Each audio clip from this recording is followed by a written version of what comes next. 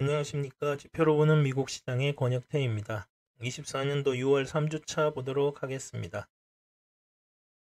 일단 지난주에 소매 판매 지표가 나왔는데 3주째 내려오고 있습니다. 가계 저축도 많이 없어지고 실질 소득도 조금씩 줄어들고 있는 상황에서 재무부나 미국에서 돈을 푸는 것까지 좀 많이 줄였죠, 지난주에. 이게 줄자마자 여러 가지 지표들이 바로바로 악화되는 쪽으로 방향 전환했습니다. 다 하락 추세죠. 다 진입했습니다. 30년 담보대출 금리도 보면 이게 옆으로 횡보하는 것 같지만 계속 7% 아마 조만간 장기물금리 시장에서 금리가 내려오다가 살짝 반등했기 때문에 30년 담보대출 금리도 그 하락분만큼을 다음 주에는 반영하게 될 것으로 판단됩니다.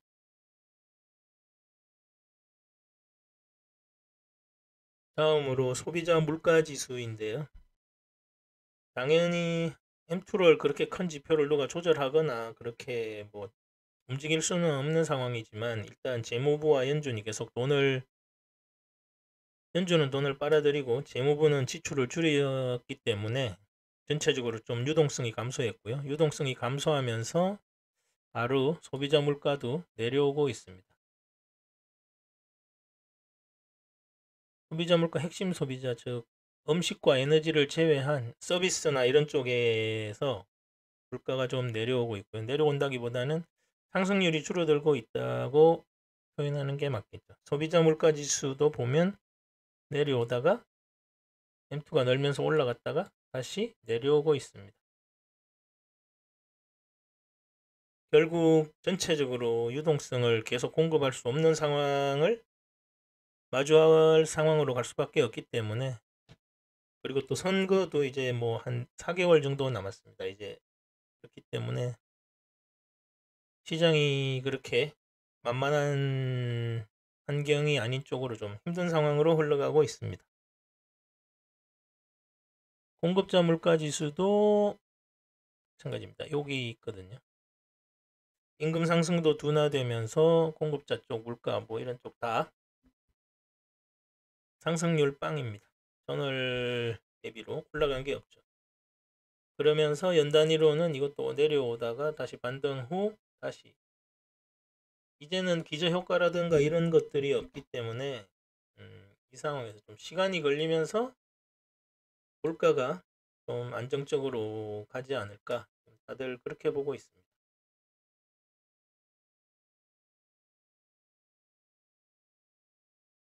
그리고 지금 물가의 상당 부분을 차지하는 미국의 수입 물가 지수도 계속 올라갔다가 이번에 처음으로 하락으로 떨어졌습니다. 계속 이렇게 올라가게 내버려두면 안 되겠죠. 당연히 더군다나 마이너스로 떨어졌습니다. 실질 수입은 그래서 얘도 0.4% 조금 올랐습니다. 물가 지표가 떨어지니까 당연히 실질적인 수입은 증가하게 되겠죠. 이쪽 이렇게 보면 소비 쪽으로 또 연결될 가능성이 매우 크죠. 그러면 소비 쪽으로는 조금 양호하게 나오겠지만 그래도 그렇게 좋게 나올 것 같지는 않습니다. 지금 시장이 디스인플레이션으로 이렇게 파월 의장께서도 말씀하셨는데, 사실 AI 쪽 산업의 인플레 수요가 폭증하고 있죠. 공급도 그에 반해 모자라고 있고, 그렇지만 전통적인 시장 경기 상황이나 이렇게 금리 쪽에서 보면 다우존스의 움직임을 보면 알겠지만 다우존스의 움직임은 거의 일주일 내내 하락했습니다. 그러니까 나스닥에서도 AI 몇몇 기업을 제외하면 거의 횡보나 하락으로 봐도 무방합니다. 그래서 지난주에 경기 상황을 보다가 하락으로 예측을 했었는데 실제로 다우는 약간 횡보하다 말았고 하락하면서 나스닥은 5일 내내 상승했습니다. 엔비디아의 효과죠. 지금 이제 기업에 이어서 젠슨하우처럼 국가 단위로 이렇게 AI 쪽을 해야 되니까 막 국가 정도에서 예를 들어 제3세계 국가에서 AI 준비 하나도 안 하고 있다가 미국에서 AI 쪽으로 해서 예를 들어 뭐 교육용으로 해서 이런 쪽으로 완전 제3세계 국가 어린이들이 그런 쪽으로 교육을 받고, 물론 그 중에 상위 계층이나 그렇게 교육을 받겠죠. 그런 식으로 교육을 받고 자라나면 뭐 어떤 국가의 정체성 자체가 흔들릴 가능성도 무시 못합니다. 그래서 국가별로도 계속 확산될 거고, 이것도 물론 허니 게임하고 비슷하게 흘러가겠죠. 그래서 AI는 지금 엄청난 인플레 상황이고 수요와 공급 모두 최대치로 돌아가고 있습니다. 수요는 거의 폭증하고 있죠.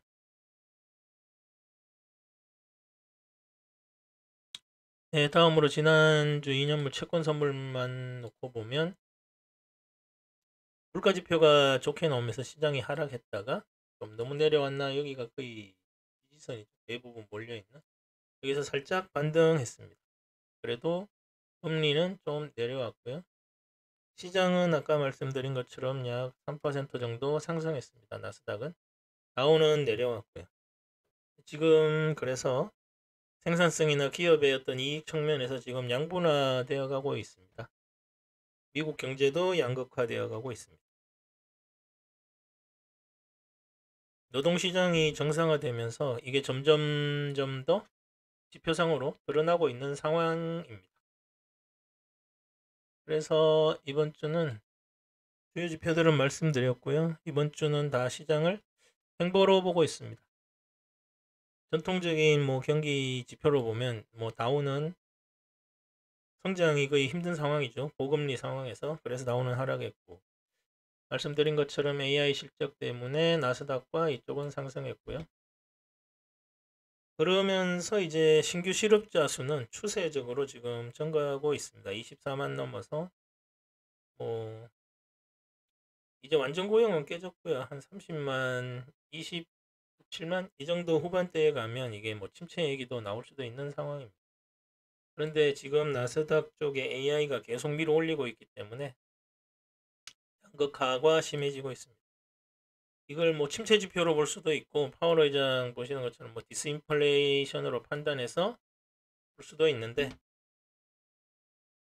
투자하는 쪽은 뭐 확실하죠. 엔비디아를 가지고 있냐 없냐 이걸로 그냥 다 보면 지금 뭐 경기 상황을 굳이 뭐, 네, 뭐 굳이 뭐 미국 언론에서 표현한 것처럼 아주 뭐 똑똑한 시장 분석이나 이런 거 필요 없고, 지금 딱 돈 되냐 안 되냐로 보면 AI, 엔비디아 요 정도로 다 그냥, 그 외고 나머지죠. 이렇게 끼어들습니다. 다음 주는 그래서 미국 자금시장 지표와 부동산 지표가 발표됩니다. 시장에 큰 영향을 줄 만한 지표는 아니고요. 여전히 AI를 제외하면 시장은 횡보 및 조정입니다. 다음 주도 역시 엔비디아가 가장 시장의 중심으로 자리 잡을 것 같습니다. 그래서 지금 이쪽에 포트폴리오에는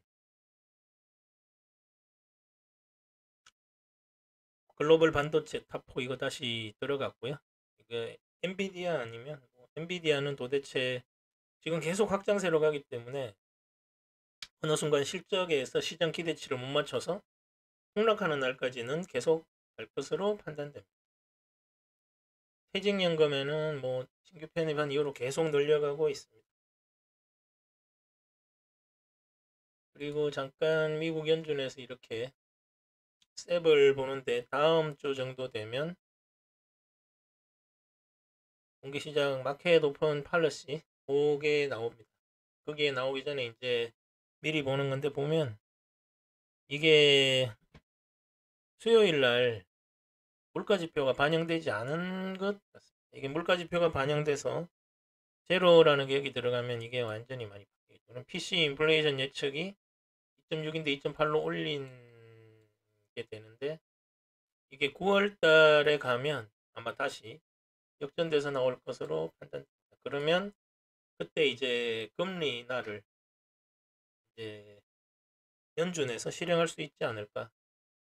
뭐 이 나오는 수많은 숫자들을 다 지금 분석해 드리지는 못하고 GDP는 예측과 동일하고 실업률은 조금 동일합니다. 이 3월에 봤을 때는 좀 실제로 실업률이 낮았는데 지금 상황은 그렇지 않습니다. 인플레이션이 더 올라간 걸로 지금 데이터상으로 연준이 발표했는데 실제로 좀 현실과는 좀 거리가 CPI 데이터 나온 이후의 데이터와 좀 당일날 동시에 발표돼서 좀 괴리가 있는 것 같습니다. 네, 다음 주는 시장 횡보를 예측합니다. 엔비디아는 제외하고요. 이렇게 예측하고 있습니다. 네, 여기까지 하겠습니다. 감사합니다.